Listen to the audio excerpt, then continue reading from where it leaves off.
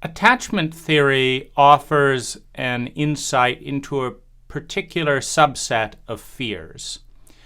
And in order to explain the fears and how to work with them, I'll give a quick overview on attachment theory. So, in the maturation process of a human being, we move through a couple of different key phases.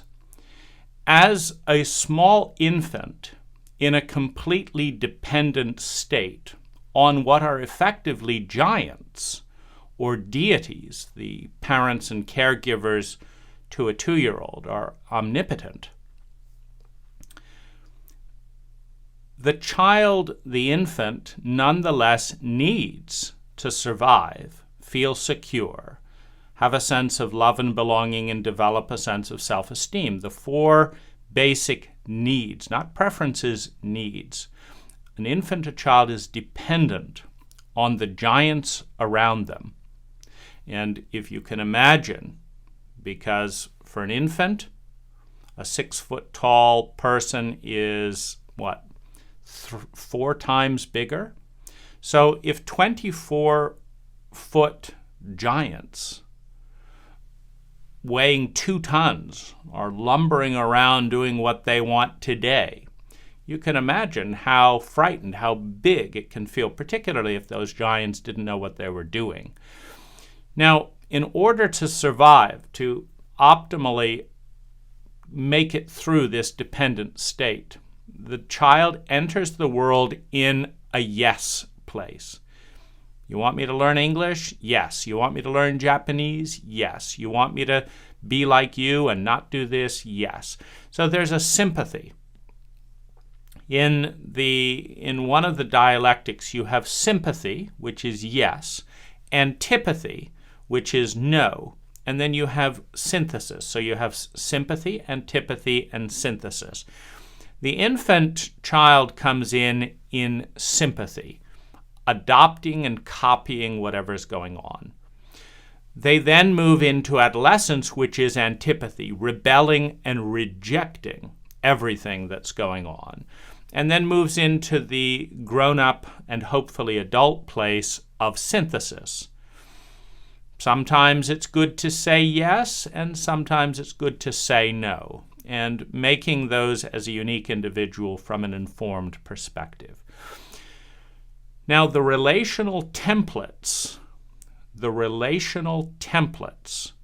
that are formed in early childhood are psychologically, scientifically proven to have influence, often very strong influence, for the entirety of a lifetime. And a good way to look at a template is that in the intensity of feeling, in the intensity of dependency, in a volatile environment, an infant looks desperately around to find what works. Mom's an alcoholic. Dad gets violent sometimes. The older brother thinks it's fun to throw a pillow on your face, which is, if you can imagine, you're 5-6 feet tall, and a 7-foot pillow is just thrown on you by a 24-foot giant. What are you going to do? It's terrifying. These small things to a grown-up perspective, to a giant's perspective, are massive to an infant's perspective. And so what they learn is they watch faces. It's prelingual. They watch faces and they learn what makes mom and dad angry. Since they don't have language, if they're upset or unhappy, if they cry and suddenly they've got an enraged giant looking down at them, they may decide that it's not safe to be visible, that anytime they feel upset with anything, they will say no, nothing. And you've met grown-ups like this. You ask them, because they're obviously not happy, you say, "What's wrong?" And the person says, nothing's wrong.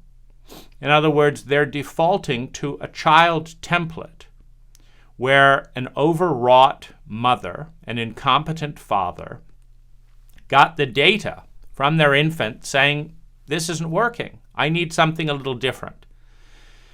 and a parentally illiterate giant, meaning someone who didn't take 3 years of parenting class. That'd be a reasonable assumption, given the impact of intergenerational abuse cycles and addictive cycles and things. It would be an intelligent choice to say it's mandatory in our cult to have 3 years of parental training. But that didn't happen. So a narcissistic, self-centered giant responds to this terrain by saying, some little thing is disturbing my TV, is disturbing my drinking, is disturbing my dinner conversation. And a narcissist doesn't say what's good for this infant or anything like this. A parentally illiterate giant doesn't say, you know what, I'm setting the attachment template of my child. They say, what's going to shut this kid up? Little vodka in their throat, will that put them to sleep? Sticking them into a far room, shouting at them? The parent tries different ways to cope with the inconvenience of being a parent and applies this. The infant is learning different ways to get their needs, their raw needs met with minimal trauma.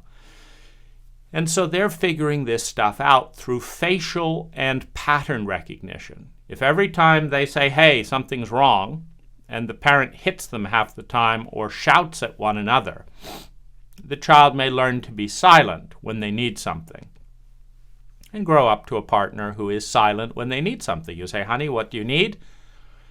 And they say, oh, nothing. And then, so you say, okay, fine, I won't do anything for you. Good to know. And then, 3 weeks later, you find out that they desperately needed this and this and this and this. And you say, well, why didn't you tell me? And they don't have an answer because it's a template. They don't know why they're behaving this way. Now, given that an understanding of attachment theory and a healthy, secure attachment is essential for any sustainable, high-value relationship, meaning you cannot predict a sustainable, high-value relationship without this knowledge. Well, the intelligent thing is, of course, for each of us, given that our cult has decided to ignore this data, to become literate. And so I would refer you to various, readings and publications on attachment theory. But here's the gist of it. If both parents refuse to meet the need for a secure attachment with the child, now this can happen, as in my family, with if both parents have been traumatized when they're young, but of course in a trauma-illiterate culture, have not been taught to deal with their trauma. Anyone who's been traumatized has one desire, and it's a very logical one.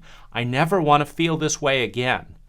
And you will listen to children being traumatized in our culture, being humiliated, being burdened, I will never let anyone close to me. I'm never going to be dependent on someone else. Because the experience of being dependent on someone who doesn't know what they're doing or who delights in hurting us is so miserable. I never want to feel that way again. Well, in an unsophisticated protocol, in an unsophisticated instinctive response, how do you make sure you never depend on someone again? Well, you just have nothing to do with them. Is one approach. Or I'm never going to need someone. I'll meet all my own needs, etc., etc.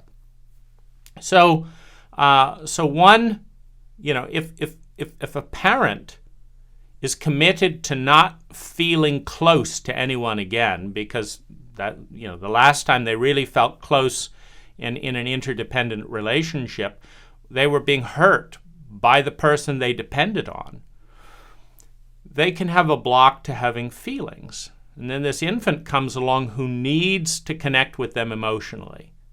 But they're committed not to feeling those things. I never want to feel this way again, so I'll just shut down my feelings. Well, this blocks the attunement with the child. Now, what develops is an insecure attachment.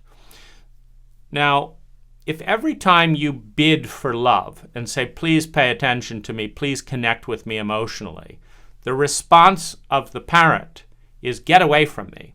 And you meet grown-ups like this. You say, hey, can I have a hug? I really need to talk to someone right now. I'm feeling really sad. And they say, get away from me. You're needy, right? So they've internalized the fear of their own parents for the neediness of the infant, and they've now become a dissociative person. The more you feel and the more that you need, the less I will have anything to do with you. Well, this is, of course, painful, confusing, unfriendly to a grown-up. But what about a 2-year-old, where the more they need in a situation where they cannot escape those needs, the more they are hated, are treated with contempt, are resented, and they can do nothing about it. This is absolute hell. And so one of the things that children in this type of dynamic do early on is they dissociate, they refuse to feel. Because it's so painful to need and really need and be pushed away specifically for being, for needing, I'm not going to feel anything. So you have the dissociative types that will not bond and connect. And they can talk about politics till they're blue in the face. They can discuss interesting scientific theories. They can turn money into other money as a stock investor. Warren Buffett had a lot of this trouble early on in childhood. He's a great investor. They can work with numbers and things, but they can't work with feelings. Now, in this yes state, you are a yes to whatever it is your parents want. If your parents do not want to feel anything, you shut down your feelings. Now you've got a dissociative distance-based attachment template, which means that your way of establishing safety in a relationship is to be emotionally disconnected. And anytime you start to connect, your body goes through a life and death crisis. Chemicals go through the body. You're going to die. You're going to die. You're getting close to, you're violating God's will. Because that's how the giants feel to an infant. The giants don't want to feel, in order to be liked, I've got to shut off my feelings in order to survive. So you've got kind of an antipathy template. Now, if you're in that category, you will feel anxious anytime someone tries to get close to you. And processing your fear around this will not work because there's nothing to be inherently afraid. Because you're not an infant anymore, and the person who's trying to get close to you is not your mother and is not your father, but your body doesn't know this. And because your feelings didn't mature, why didn't they mature? Well, as soon as your feelings present as an infant, if the biggest, loudest message from your caregivers are go away, stop existing, your feelings comply, they shut down. Well, think of it in terms of a muscle. We need to learn to regulate and use our body. How do we do that? We kick, we move around, we flail around, we do all kinds of stuff, and we slowly learn control until finally our mouth does what we want and makes the sounds we want, and our fingers do what we want, and our arm goes like this, and we can lift this. Okay, so we've got an attuned, regulated body. Now, what if, while I was in the crib, every time I moved this arm, my parents got scared. They showed alarm on their faces. They shouted at each other. They scurried away. They put me in another room. I would pick up over time, without even knowing why, the idea that somehow moving this arm scared both of my parents. Now, what does an infant do in that situation? They dissociate from their arm. This arm goes stiff. Now, this other arm still moves around and develops. Well, what happens if I never move my arm? I become unconscious of it. I lose awareness of it. No muscles develop. It probably feels a bit numb. It just hangs there. And if someone wants to now shake my hand, I don't know how to do that. I've built my whole template and my whole survival plan, and what's going to keep me alive is not using this arm. The same is true with feelings. If your parents hate true, authentic feelings, you got to cut them off. Then you have to figure out what lie do they want you to tell. And they'll let you survive if you tell that particular lie. And what lie is that? It's the lie that makes them comfortable, that makes them feel relaxed and happy, whatever it is. The child is a yes to that. It's in sympathy. It's learning, what do I have to do to survive this cult? This school system, these parents of friends, this police system, whatever it is, I can do this and not this and not this. Now, this, of course, would be wonderful if we were in an intelligent culture, or more accurately, because it's a continuum, if we were in a highly intelligent culture. Meaning if every aspect of the culture and our parenting could be correlated to yielding high levels of well-being. The reason my parents don't want to feel anything is that we are more developed as a human being without feelings. Now, if that were true, this would be a great learning. The reason that I can't use my right arm is because right arms have no value in the entire culture. And the only thing, you steer with your left arm, you have to turn on the windshield wipers and jump back to the steering wheel because there's nothing that can be done with this right arm. It'd be wonderful if this were true. But so often in unconscious abuse cultures, these are simply insanities being passed on one generation after another. There was a fun story of someone getting married. And he saw that the bacon, that this roast pork, that his wife was cutting off the ends that seemed like perfectly good meat. And she just cut them off routinely and baked and threw away the extra pieces. And he asked his wife-to-be, he said, "Why do you cut off the ends of the meat right there?" And she said, "Oh, I don't know, my mother did it."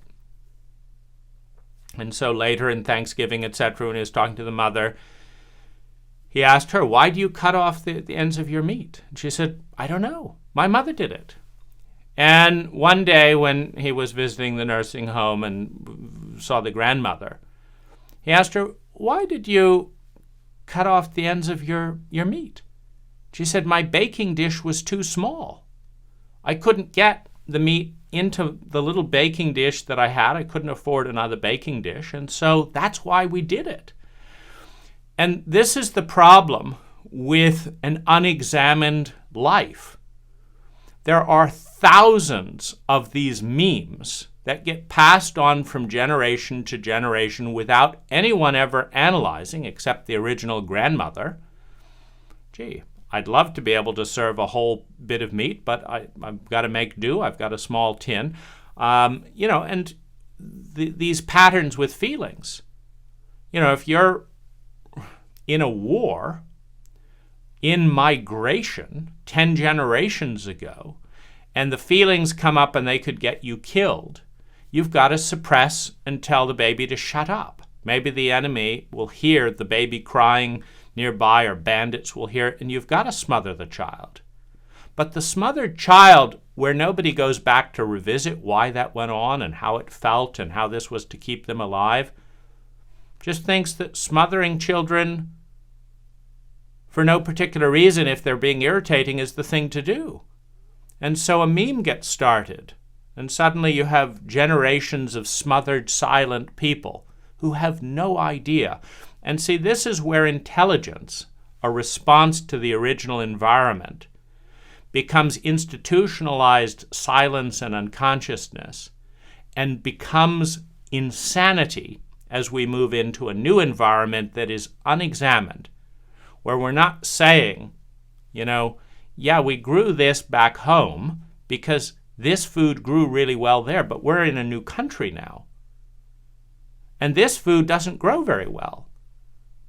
But this other food grows very well indeed. So the same intelligent reason we used to for generations eat this food is now the intelligent reasons for generations we do this food. When we were an underpopulated planet, go forth and multiply was intelligent because it increased the survival of the cult, of the community, of the tribe, particularly when 40% of your children died. But in an overpopulated planet, go forth and multiply. Why exactly is that intelligent? Well, we're not necessarily asking these things. So going back to attachment disorder, if someone gets the message that connecting with anyone else is dangerous, their template will be, I'm only safe if I have nothing to do with someone. Well, once that's learned in the body as a deep unconscious program, they will do that for the rest of their life until they face the underlying trauma, examine the family history, piece it back together, and become an adult. An adult is different from a grown-up because they've actually examined the habits of their family and their cult and determined which are actually intelligent in the present environment and which are just triggered, terrifying myths based on a long ago past that have nothing to do with now, nothing to do with well-being, nothing to do with the best option available. Now, so you have this template that says if anything goes wrong, I've got to run. That can be a template. I'm not going to have anything to do with someone, or I'll have something to do with it, but I'll keep it light, and if anything goes wrong or gets intense, then I will run away. Or I will fight, and I'll go into fight, flight, freeze. I'll do nothing. Someone's getting close to me, I'll do nothing. Someone's getting close to me, I will attack them. I'll criticize them. You didn't do this. You brushed your teeth wrong. You didn't do that. And what happens? Well, they stop feeling close to me. Oh, wonderful. Now I'm safe again.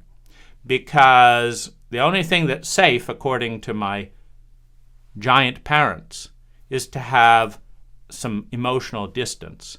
Now, you can look at this in Western culture as an entire cult meme, particularly with men. You try to be tender with another man, not romantically, just tender. They feel uncomfortable. They look nervous. They start behaving like a caged, panicked animal. This has nothing to do with the innate psyche. It has everything to do with the amount of humiliation that is barraged onto an adolescent male in our cult. So you have stupidity enforced by the circle, punished for any deviation from it. Like you do something intelligent, you're punished. You're not behaving normally. And normal has nothing innately to do with intelligence, except that every individual is dependent on a group of individuals to survive, feel secure, have sense of love and belonging, and meet their needs for self-esteem. Every one of us needs some group of people to passively or actively facilitate the partnership that is our survival. Now we say, I'm an independent person. I can just press buy with one click. Well, the capitalist cult has facilitated cooperation to survival without feelings. And so you can say, well, as long as I have money, there's going to be someone. They don't have to love me. They don't have to care about me. They don't have to know about me. They're not going to care about me surviving or feeling secure or having love and belonging. But they will do for me if I give them money. Well, that's one way to set it up.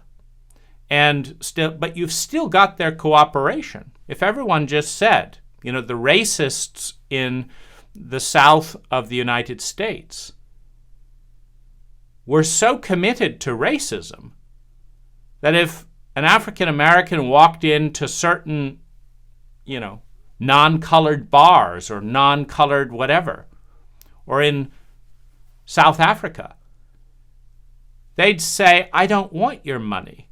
I would rather be a racist. I'm more interested in condemning you than I am in being paid. Well, what's stopping anyone behaving that way? We depend on the cooperation of other people. And the templates for what to expect are set in early childhood. So an insecure attachment phenomena, first of all, leaves a deep scar in the child. And the reason for this is the following. If you're 2 years old and you realize that you are not getting the emotional love and attachment that you need to feel to develop emotionally, that's a big handicap.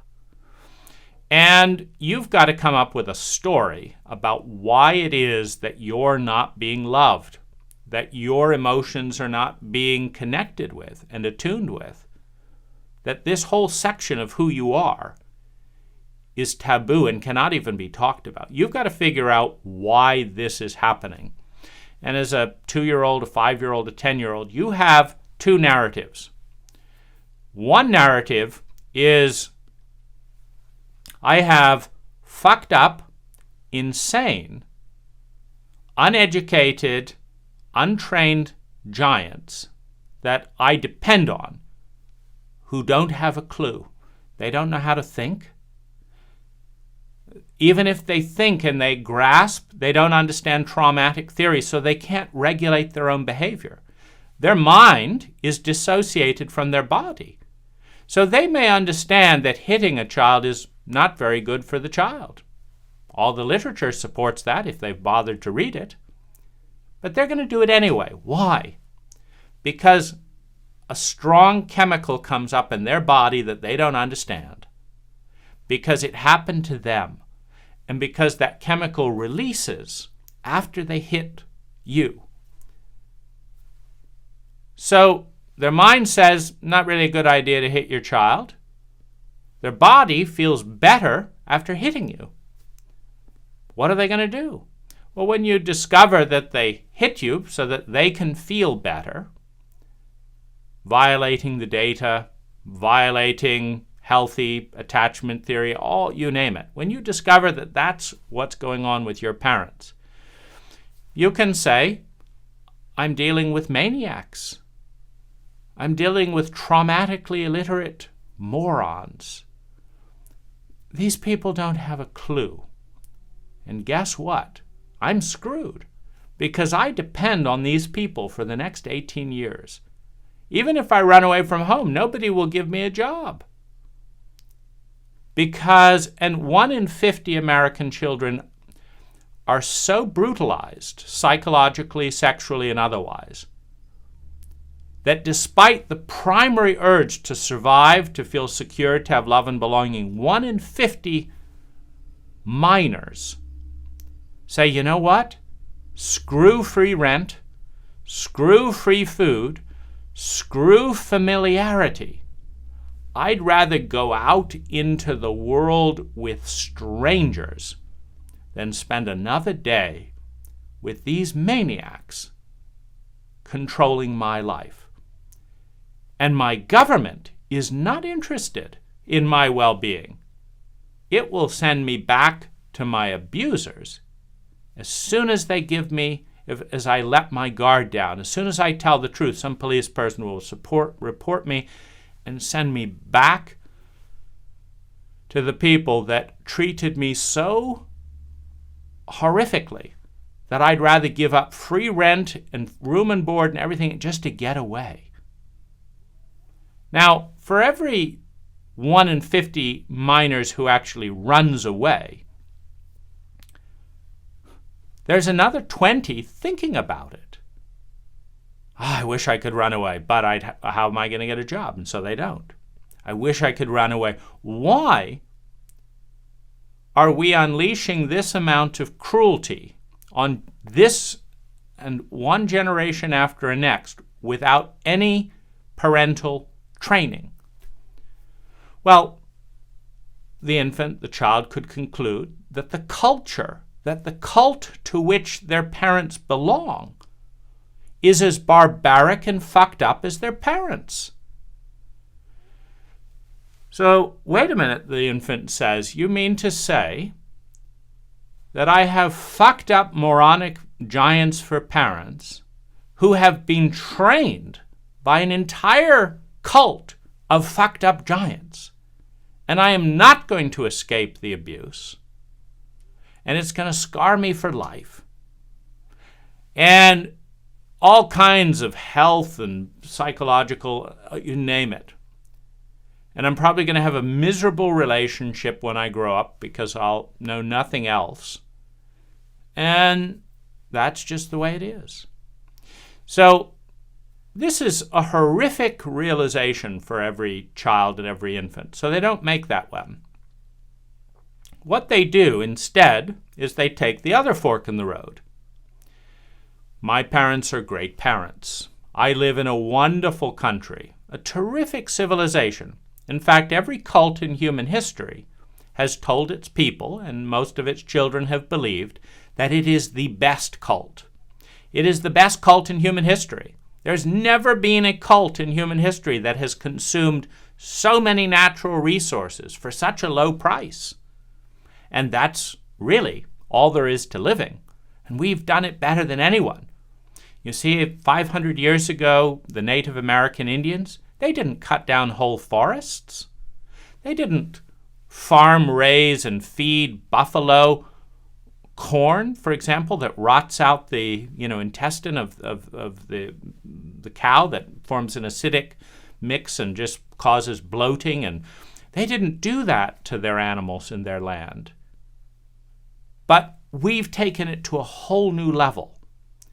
You, as an American, are going to consume more gasoline, more fossil fuels, more electricity, more food, more sugar, more things you don't need than any cult in human history per capita. And once you reach the point where you're consuming more than anyone in your cult, then you will be happy. Well, the child doesn't say, wait a minute, seems awfully moronic. Did the Native Americans have 20% of their population be depressed? Is there a benefit to putting 100 metric tons of things into a landfill? I'm not sure this is the greatest cult that's ever existed. But every cult in human history, of the 10,000 cults that anthropologists have discovered, has believed and told its people, we're the best. The cult that trains people to cut their lips open and put plates in, the cults that genitally mutilate young girls at the age of puberty, the cult that cut the tips of the foreskin off in male penises. Every cult has said this is the only way to do things. Traumatize your children. It's got to be done. In Germany, the people who raised Adolf Hitler, spare the rod, spoil the child. Let's raise a tyrant who knows that they are completely worthless as a human being, that the only thing that matters is power and dominance, because that's what they experienced at the hands of their parents. So, rather than go down that road and face the terror of grasping that we're being raised by morons, the child says, no, this really is the best cult in the world. My country is amazing. I'm willing to die for it, for all kinds of bizarre reasons. Let's fly to Vietnam. Halfway around the world for national security, right? Blow up women and children to survive. Happy to do it for my cult, right? The best in the world. It's really my parents are amazing parents. You've never seen such amazing parents. They didn't mean any of that. They're just loving me and loving me. My government takes such good care of me. All these taxes that I get thrown in jail for not paying, that's all for my own good. But the trouble is that I'm a bad person. I'm unlovable. I don't deserve love. I'm not perfect enough. Now, this takes all the stress and the tension away from the dysfunctional power structure around the child. The child that says, Mom, I let you down. You shouldn't have to pick me up. Don't worry about being late when I'm picked up at school. Don't worry about drinking and driving. If I was a good child, I'd walk the 10 miles home so that you could drink in peace at home. I'm so sorry that I was an inconvenience. By turning this in, the parent often rewards this behavior. Well, you're right. You are ruining my life, but it's no big deal. I have a few hands to play in it as well. It was, after all, the parent's choice not to wear a condom, not to do birth control, not to become parentally illiterate. We have something to do with your birth and raising. But this places all the burden in a belief that says, I'm unlovable, I'm unworthy. Now, the trouble with this belief, and it ties into the dimension of fear that ties in with belief, is that if you go down this route as an infant, as a child, and say that the reason I was abused, the reason I was this, etc., is because I'm unlovable, because I'm a burden, because I'm fundamentally flawed, because I'm not perfect enough, well, you have to go out and try to get perfect. But if you believe as part of your primary identity that you're not, the more you try and get perfect, the more you realize there's someone better out there. You can never be perfect. So you get more and more anxious, more and more fearful because you want to be perfect in a dynamic where you can't be perfect. Because people compare themselves to their peers. It's really interesting listening to a bunch of multimillionaires talking to one another. Because if they were talking with people who were homeless, they would all feel rich, and all the homeless people would agree that you're very, very, very, very rich. If I could just have a safe place to put my tent where the police wouldn't knock it down and move me and steal my stuff, wow, that would be luxury. And you've got, what, 20 million? You've got 30 million, you've got 22 million, you've got this. But this isn't how the multimillionaires feel. They talk, and if they have a conference for multimillionaires, they talk amongst each other. And one person has 200 million or a billion, right? And, this is nothing. 10 million? We can't do anything with that. Look at this guy. He's started multiple ventures. He's done this and that. It doesn't matter that he's working 80, 90 hours a week. I've got to be like that. It's not enough. I'm not good enough. Back to the drawing board. I have to be more perfect, right? I don't have time for connection, right? But someone wants to be close to me. Why? Because my cult has brainwashed them into thinking that because I have tens of millions of dollars that I know what I'm doing, that I'm a good person, that I'm happy. And it has brainwashed people to look at the net worth over the relational competency of the person with that net worth. You have a whole culture of people who would say, wow, I would be married to a rich old idiot. Why? Because money will make me happy. Well, when you interview people who actually are married to rich old idiots, there's tremendous amounts of frustration. Why? Because they were promised this was going to make them happy, but it's not.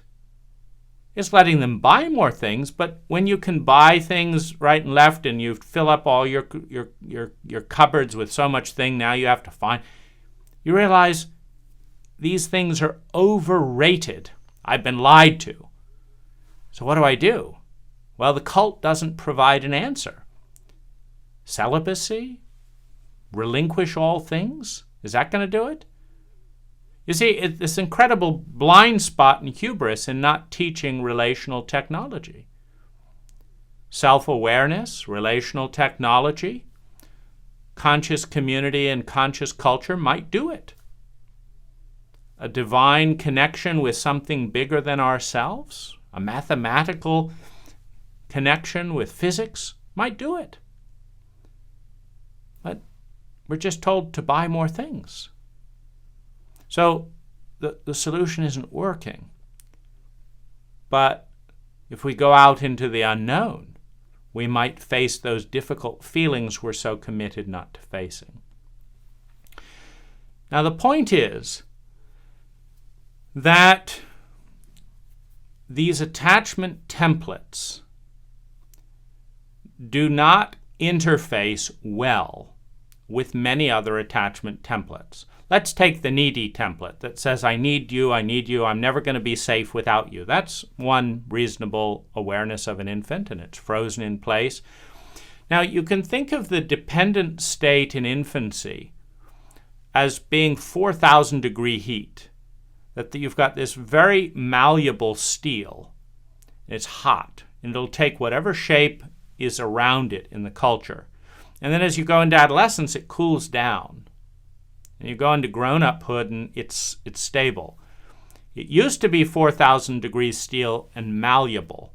Now it's 85 degrees steel, and it's not budging. It's thick. So here's your template. Here's what you've got to use to engage. It's here.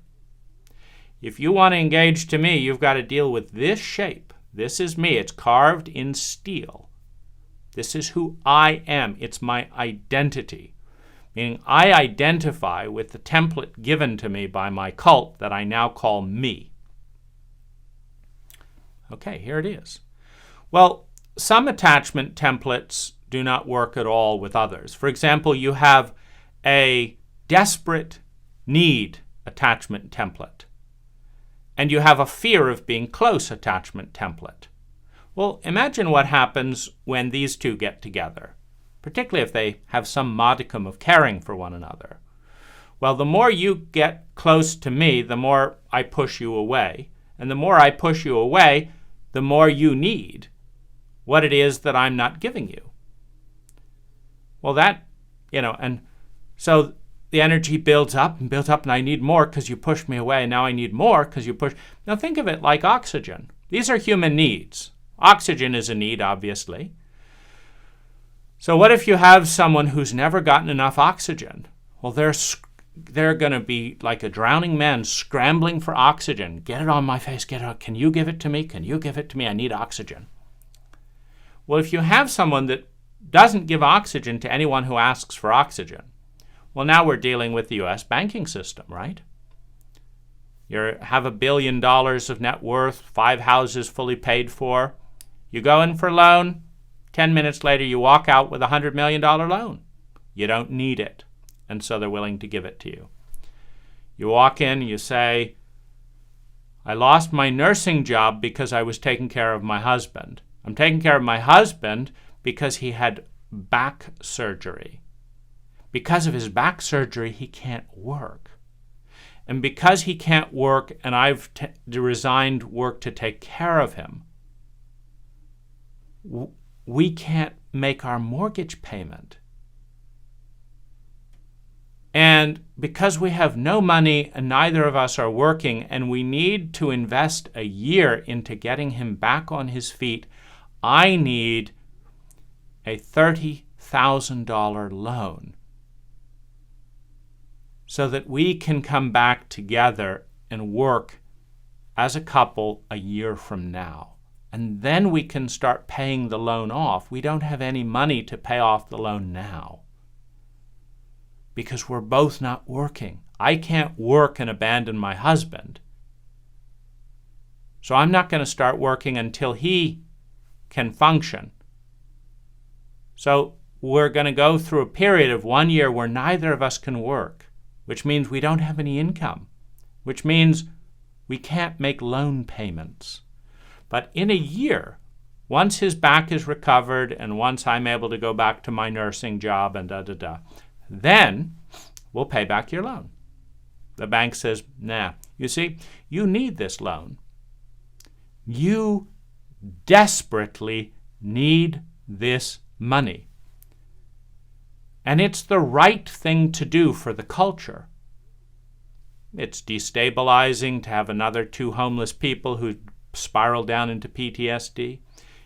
It's good for the culture. It's good for you. You're being a loving spouse. It's good for the culture that you stay together in your marriage.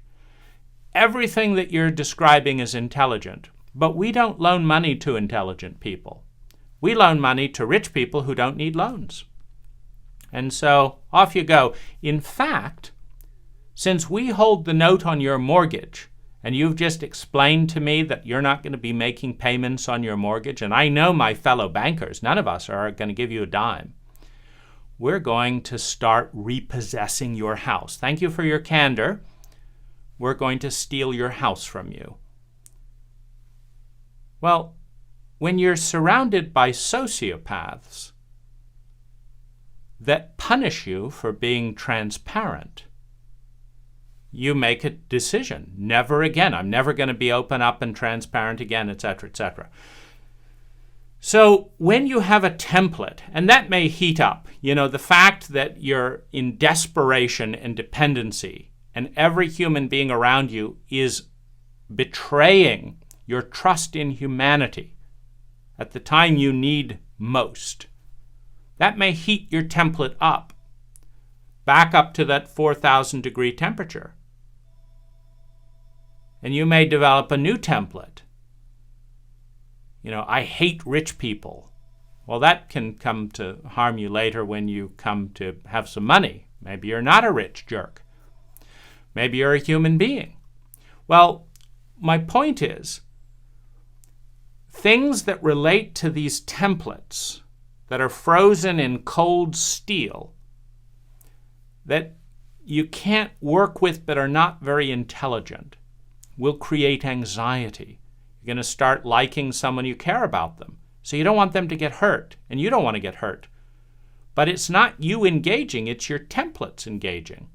And they're cold steel, they're hard, they're inflexible, they're sociopathic, like the hard, cold, sociopathic templates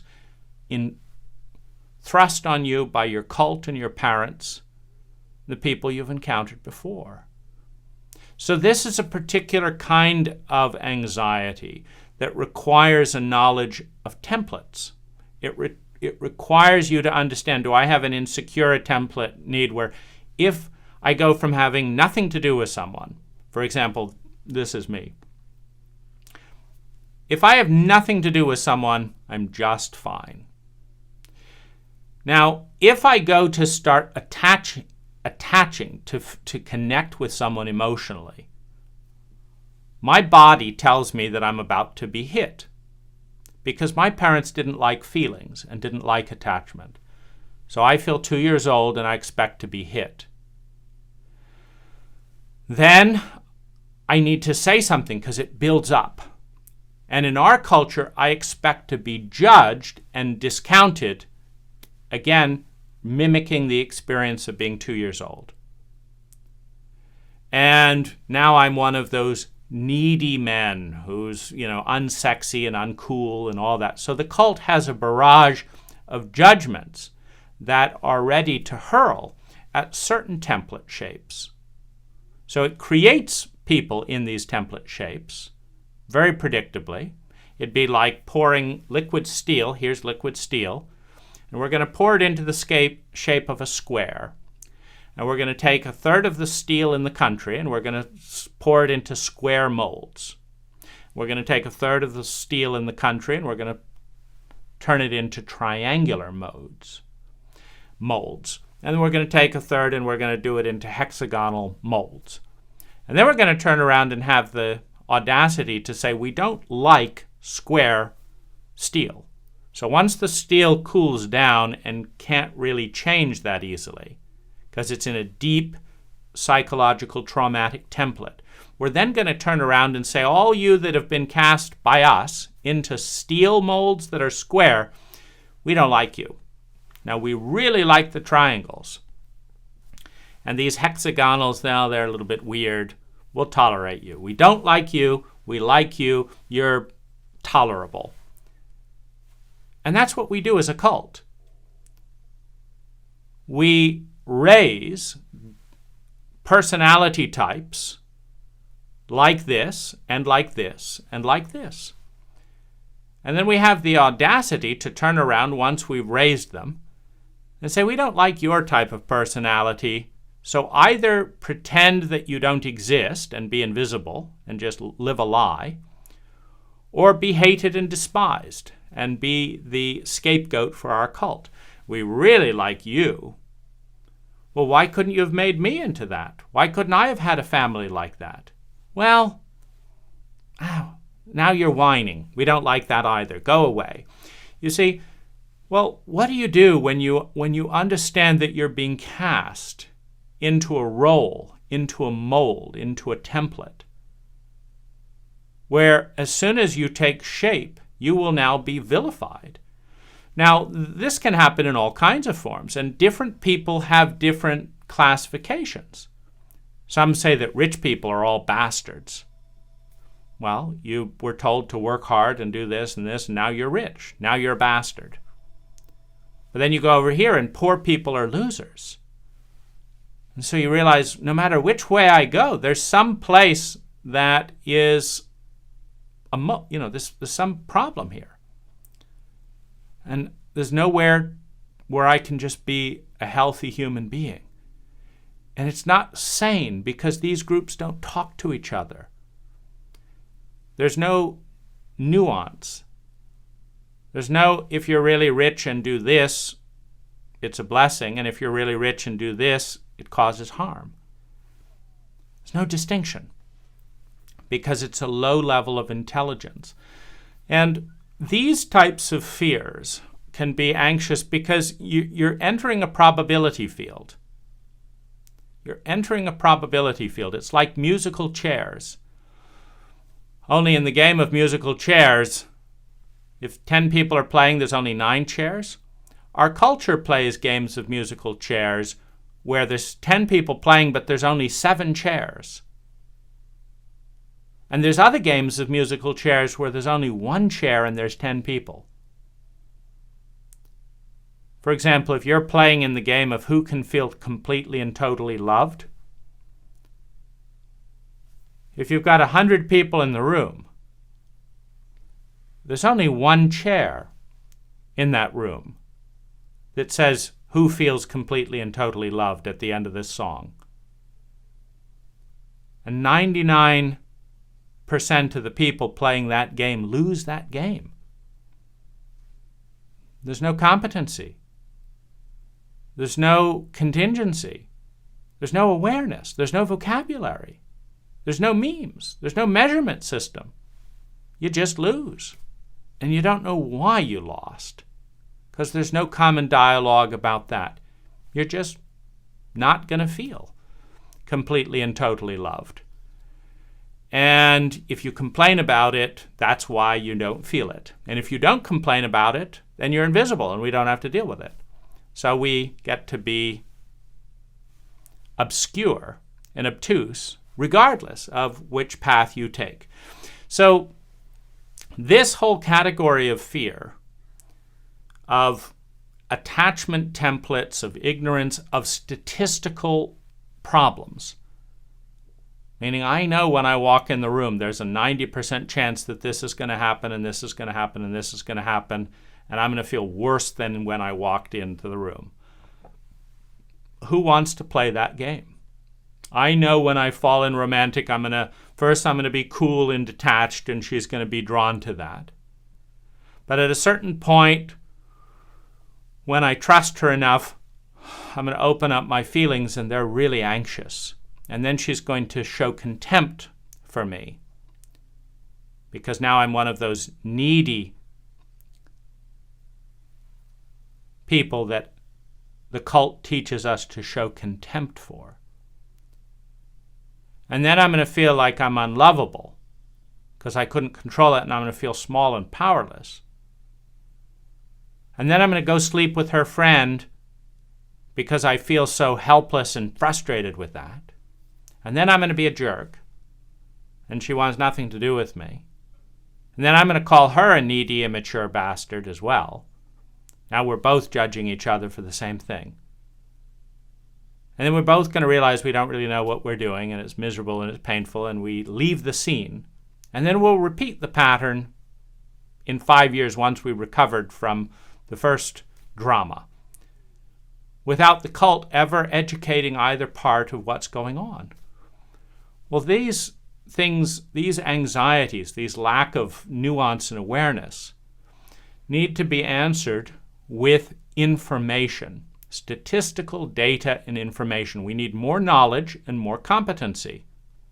1,000 hours of relational, psychological, emotional, and traumatic literacy is a drop in the bucket, is a reasonable dose of intelligence and competency to combat the level of statistical insanity and ignorance that we've been given by our cult.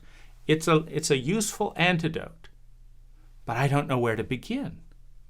Well, we follow the thread of the 1%, not the billionaires, the 1% that have woken up in their cult, that are willing to take the road less traveled, that have tried other things and found they work much better than the normal approach, because normal in the history of humankind has never been correct. Normal, if you follow the bell curve of adoptive innovation, the bleeding edge of the next great new technology and thing is always held by a very small minority of people.